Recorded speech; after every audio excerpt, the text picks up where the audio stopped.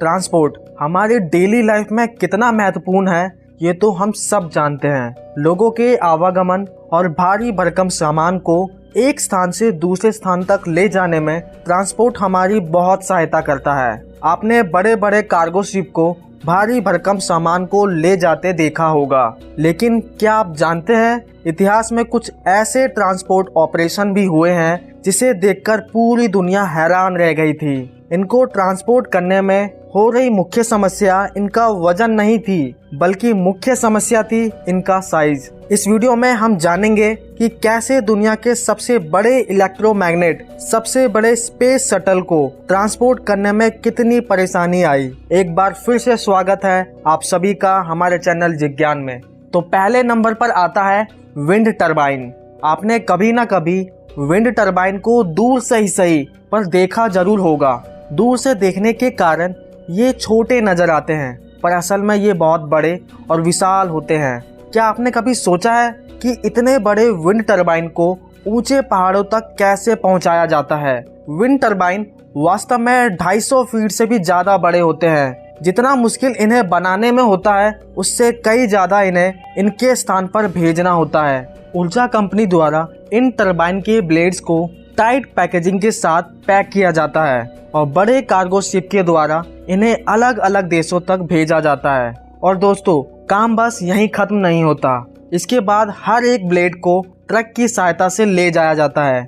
रास्ते में आने वाली सभी रुकावटें जैसे कि पेड़, पौधे, खंबे आदि का रास्ता साफ कर दिया जाता है। ट्रक्स को ले जाने में कोई दिक्कत ना हो इसके लिए साथ ही ट्रक के पीछे भी एक मैनुअल स्टीयरिंग लगा होता है, जिससे इसे मोड़ने में ज़्यादा प्रॉब्लम नहीं आती है। Second, world biggest magnet. Chicago Illinois को एक लैब प्रैक्टिकल फिजिक्स पर एक एक्सपेरिमेंट करने जा रही थी, जिसके लिए उन्हें एक विशेष प्रकार की इलेक्ट्रोमैग्नेट की जरूरत थी।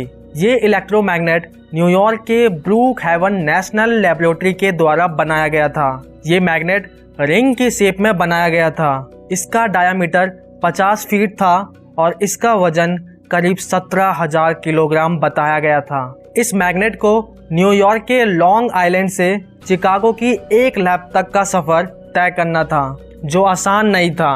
न्यूयॉर्क से शिकागो लैब तक की ये दूरी तकरीबन 1350 किलोमीटर थी। नॉर्मल व्हीकल से ये सफर लगभग 14 घंटे में तय किया जा सकता था, लेकिन बात थी 50 फीट चौड़े इलेक्ट्रोमैग्नेट की। इसकी ट्रांसपोर्टेशन प्रॉब्लम को हल करने के लिए काफ़ी बड़ी कंपनीज को प्रोजेक्ट दिए गए, लेकिन सिर्फ प्लानिंग करने में ही कंपनीज को काफ़ी समय लग जाता था। आखिरकार 22 जून 2013 को वो दिन आया जब ये विशाल इलेक्ट्रोमैग्नेट अपनी डेस्टिनेशन पर जाने के लिए तैयार था।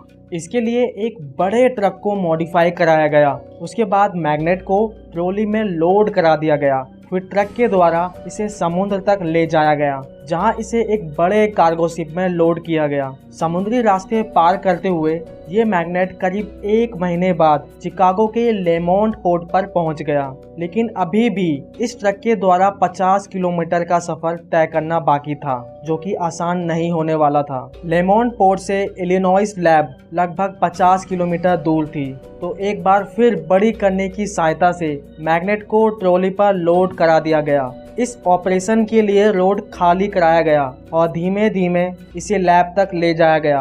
वैसे तो ये दूरी 50 मिनट में तय की जा सकती थी, लेकिन फिर भी इस मैग्नेट को फेर्मी लैब तक पहुंचने में 3 दिन का समय लगा। इस पूरे ऑपरेशन के दौरान मैग्नेट ने टोटल 5000 किलोमीटर का सफर तय किया। ये सफर तय करने में कुल 35 दिन लगे। इस इलेक्ट्रोमैग्नेट को न्यूयॉर्क से शिकागो ले जाने तक का खर्चा काफ़ी ज़्यादा आया।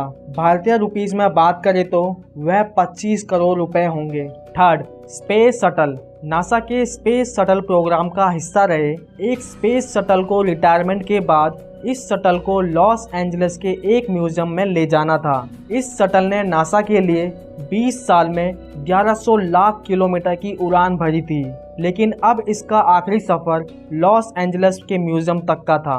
आफ्टर रिटायरमेंट इस शटल को बोइंग 747 की पीठ पर लादकर लॉस एंजलिस एयरपोर्ट तक लाया गया।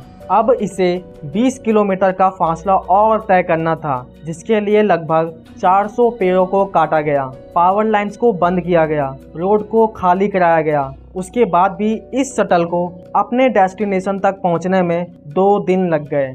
आशा करता हूं आपको ये वीडियो बेहद पसंद आई होगी। ऐसी और वीडियोस के लिए हमें सब्सक्राइब करना ना भूलें।